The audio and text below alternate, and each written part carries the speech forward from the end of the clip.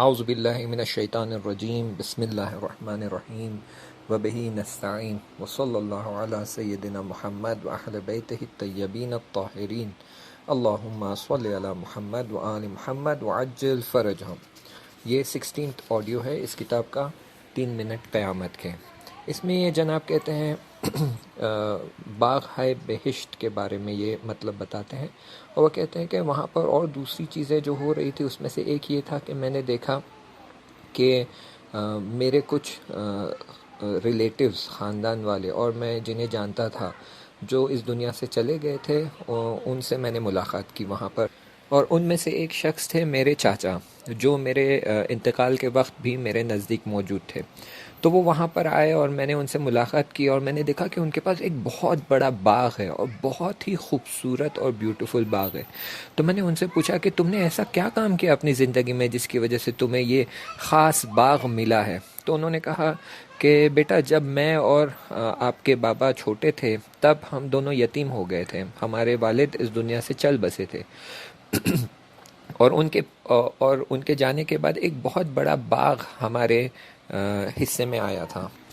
جو ہمیں ارث میں ملا تھا۔ اب کیونکہ ہم چھوٹے تھے تو ہم اس باغ میں کام نہیں کر سکتے تھے، نہیں کر پا رہے تھے، تو اسی لیے ہم نے کچھ افراد کو رکھا تھا کہ وہ اس باغ میں کام کریں، اور قرار یہ ہوا تھا کہ وہ جب باغ میں کام کریں گے اور اس کے فصل اگے گی اور اس کے جو میوے لگیں گے، فروٹس لگیں گے، یہ بیچیں گے اور اس کا پیسہ ہماری ماں کو دیں گے۔ لیکن ان لوگوں نے بدمعاشی کی اور کچھ لوگوں نے آپس میں مل کر ایسے کچھ کام کیے اور ایسے کچھ کاغذات بنوائے جس کی وجہ سے انہوں نے یہ باغ ہم سے ہڑپ لیا، اور پھر ہم اس باغ سے بے دخل ہو گئے۔ بعد میں ان لوگوں نے باغ کو آپس میں تقسیم کر لیا اور بیچ دیا۔ خیر، اس کا نتیجہ تو یہ ہوا کہ دنیا میں بھی وہ مشکلات میں مبتلا رہے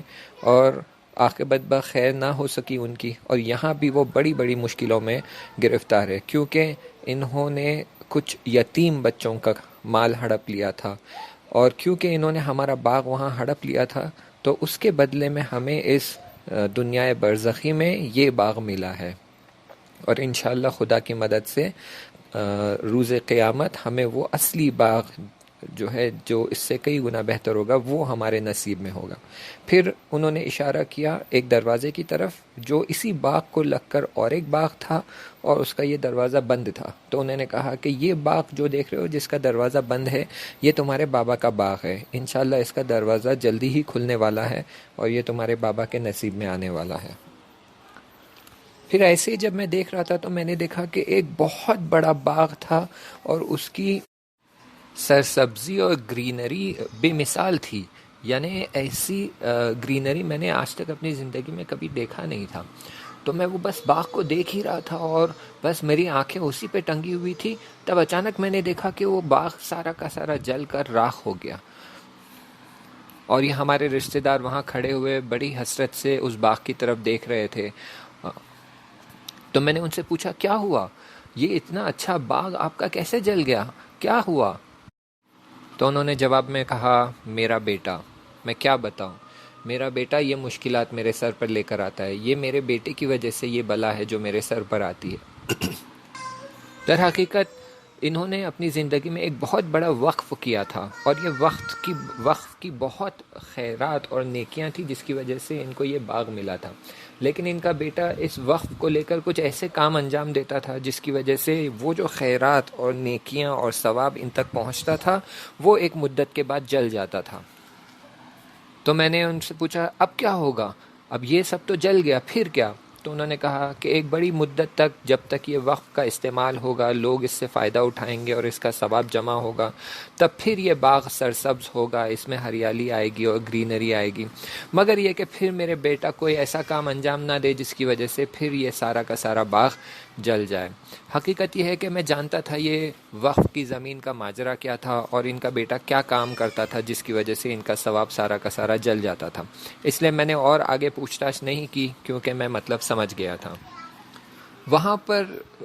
زمان اور مکان اصلاً مترا نہیں ہے، وہاں پر زمان اور مکان کی محدودیت ہے ہی نہیں، تو جب بھی میں چاہوں، جہاں بھی میں چاہوں، بس صرف نیت کرنے سے پہنچ جاتا تھا۔ تبھی مجھے یاد آیا کہ میرے چاچا کا ایک لڑکا جو ایران عراق کی جنگ میں شہید ہو گیا تھا، چاہتا تھا اس سے ملاقات کروں۔ جیسے ہی دل میں میرے خیال آیا کہ دیکھوں کہ اسے کیا ثواب ملا ہے، فوراً میں ایک باغ میں پہنچ گیا، اور وہ باغ ایسا باغ تھا کہ میں اس کی صفات بیان ہی نہیں کر سکتا۔ آپ سوچیں، کوئی ایسا شخص جو نابینا ہے، اور میں اس نابینا شخص کو کوشش کروں یہ سمجھانے کی کہ لال کلر کیسا ہوتا ہے، یا ہرا کلر کیسا ہوتا ہے، یا پیلا کلر کیسا ہوتا ہے، یا ایک جھاڑ کیسا دکھتا ہے، یا ایک چڑیا کیسی دکھتی ہے، یا پھر کوئی بہت ہی خوبصورت فروٹ کا رنگ کیسا ہے، کیونکہ اس نے کبھی دیکھا ہی نہیں ہے، آپ اسے کتنا بھی سمجھائیں گے سمجھ نہیں پائے گا۔ ویسے ہی اس باغ کی میں کتنی بھی صفتیں آپ کو بتاؤں، کتنی بھی تعریف کروں، کتنی بھی اس کے جزیات اور ڈیٹیلز آپ کو بتاؤں، آپ اسے سمجھ ہی نہیں پائیں گے، کیونکہ اس کے جیسی مثال اس دنیا میں ہے ہی نہیں۔ تو اتنا خوبصورت اور اتنا بے انتہا زیبا باغ تھا کہ میں اس کی جتنی تعریف کروں اور جتنی صفاتیں بتاؤں، ہم اس دنیا میں رہتے ہوئے اسے اصلاً سمجھ ہی نہیں پائیں گے۔ پھر میں یہ باغ میں وارد ہو گیا، انٹر ہو گیا، اور جیسے میں آگے بڑھنے لگا تو دیکھا کہ یہ باغ کا کوئی اینڈ ہی نہیں ہے، اس کا انتہا دکھائی نہیں دے رہا تھا، اور ہر جگہ سرسبزی تھی، اور یہاں پر ہر جگہ چمن اور نرم گھاس تھی، اتنی نرم گھاس تھی جیسے لگ رہا تھا کہ میں بس ابر پہ چل رہا ہوں۔ ہر جگہ بہت ہی خوبصورت گل، اور ان گلوں کے عطر سے سارا کا سارا باغ مہک رہا تھا، اور یہاں پر بہت ہی خوبصورت چڑیائیں تھیں جن کی چہچہاہٹ سے سارا کا سارا باغ گونج رہا۔ میں کچھ دیر اس باغ میں لیٹ گیا، اور اتنا نرم باغ اور اتنی نرم گھاس میں نے اپنی زندگی میں کبھی احساس نہیں کی تھی۔ پھر وہاں سے نہر کے بہنے کی آواز آ رہی تھی، میں اٹھ کر نہر کے پاس چلا گیا، دیکھا کہ وہاں کا پانی اتنا صاف اور شفاف ہے کہ مجھے نہر کا تہ نظر آ رہا تھا، اور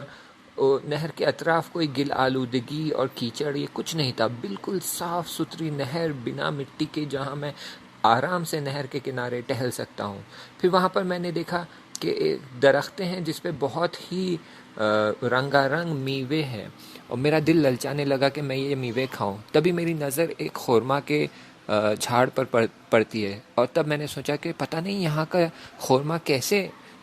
ٹیسٹ کا ہوگا۔ تبھی اس خورما کے جھاڑ سے ایک خورما میری طرف آ گیا، اور میں نے یہ خورما کو کھا لیا۔ اس کی شیرینی کے بارے میں بیان نہیں کر سکتا۔ دیکھیں، اس دنیا میں کبھی کوئی چیز بہت شیرین ہو جاتی ہے تو ہم دل زدے ہو جاتے ہیں،